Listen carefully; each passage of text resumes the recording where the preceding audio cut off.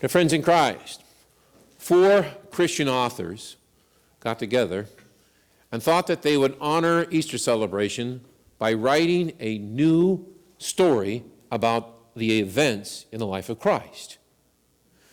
And all 4 of them agreed that one chapter in this book should be titled, "This Changes Everything." But they debated on what event in the life of Christ should rightfully earn that title. The first one got up and said, "I think the title belongs to the incarnation. I think the title belongs to the chapter when we talk about how God became man. The Word became flesh and dwelt among us. This is the event in the life of Christ that changes everything." And so he illustrated his chapter with a picture of a manger scene and a little baby in it. But the other authors disagreed. The other authors said, well, wait a minute. If the incarnation is the event that truly changes everything, then the resurrection and the crucifixion, all that is all meaningless, and it's nothing really necessary. And another one stood up and said, if the main event is the incarnation, then it cheapens salvation, and all one has to do to be saved is be born a human being. For you argue that when God became man, the imperishable touched the perishable, and the immortal touched the immortality in the incarnation and made everything good. And if that is the case, what about the need for the death and resurrection? And so the second author said that he believed that the event should belong to the crucifixion. And he referred to a text in the Old Testament, Isaiah 53, verse 4, which says, "By his stripes we are healed." And that's all what we're about, right? We're about being healed. We know we hurt. We know we're sick with our sin, and we need to be healed. And Isaiah 53, verse 4 says, we are healed by his stripes. And so he drew a picture of an empty cross. The other authors again debated, and they began to see that maybe his problem was the same problem the people at the Church of Corinth were having some years ago, because world experiences and faith were not jiving so well, so we got to try and make sense of these two things. For in the land of Corinth at this time, the people did not believe there would be a bodily resurrection, and yet they called themselves Christians. They looked and they saw no Jesus coming back. They looked and they saw many of their Christian brothers and sisters dying with no hope of resurrection. And I suppose we think the same thing. Sometimes death can really trap us. As we pass cemeteries, as we go to funerals of loved ones, death may laugh at us and say, do you really believe this is rising up again from the grave? It is a challenge, our Christian faith in the face of death and life experiences, to believe that it's not the end. And so the authors continued to debate with this one who wanted to make the crucifixion the main event. And they said this: imagine where the Christian faith would be if the story ended with an empty cross and not an empty tomb. And that's what St. Paul said in the epistle today. He said, if Christ has not been raised from the dead, we are all most to be pitied people. What kind of hope are we promoting to the world and to people in the face of death if there is no resurrection? Paul argued with the people of Corinth, you can't have one without the other.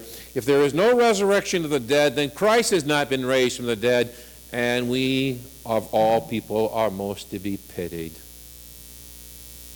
And so the two other Christian authors disagreed. It was not the main event. The third one thought the main event was the resurrection. It says in the Bible, he said in Romans chapter 4:25, he was raised for our justification. And justification is what it's all about. We need to be justified with God, be made right with God through his death and resurrection. So therefore, he drew a picture of his title page of an empty tomb. But the fourth author, usually a very quiet guy, didn't say much.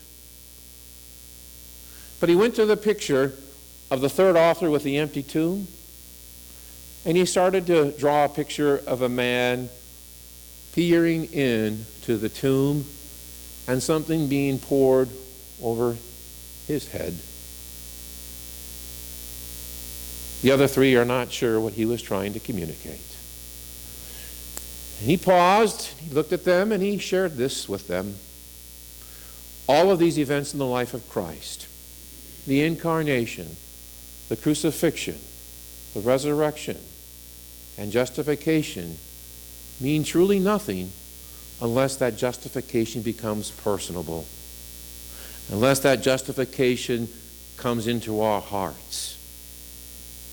For without being justified personally before God, all these events, the birth, the death, the resurrection, are just simple historical events, just like the Civil War, Revolutionary War. They mean nothing to us. There is no signification of those stories to our life and no eternal ramifications. Unless Christ joins us with these events, we are not in Christ and we are not new creatures. And so he took the picture of that third author and he continued to draw. And as he continued to draw, the other three authors were amazed at what they were seeing fashioned before their eyes. The tomb became a baptismal fount, and the portal of the tomb became the baptism basin. And the man that he drew in the picture was being baptized. And then he read Romans chapter 6. It is a well-known verse. St. Paul says, "Do you not know that all of us who have been baptized in Christ Jesus have been baptized into his death? Therefore we have been buried with him through baptism into death, so that as Christ was raised from the dead through the glory of the Father, so we too might walk in newness of life. For if we have become united with him in the likeness of his death, certainly we shall also be in the likeness of his resurrection."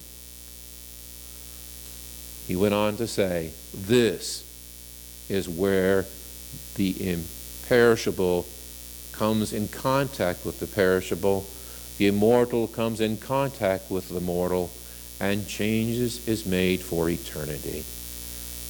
It is our justification done in baptism that changes everything. Through baptism, we are changed first before the rest of things are changed.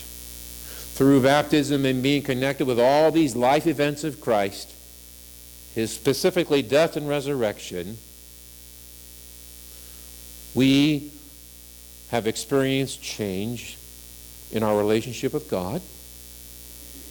We've experienced change in our relationship with our neighbors.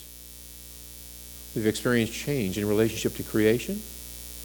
And we've experienced change in relationship to who we are and where we are going. And so the fourth author has a point. It is this event that truly changes everything. In his name, amen.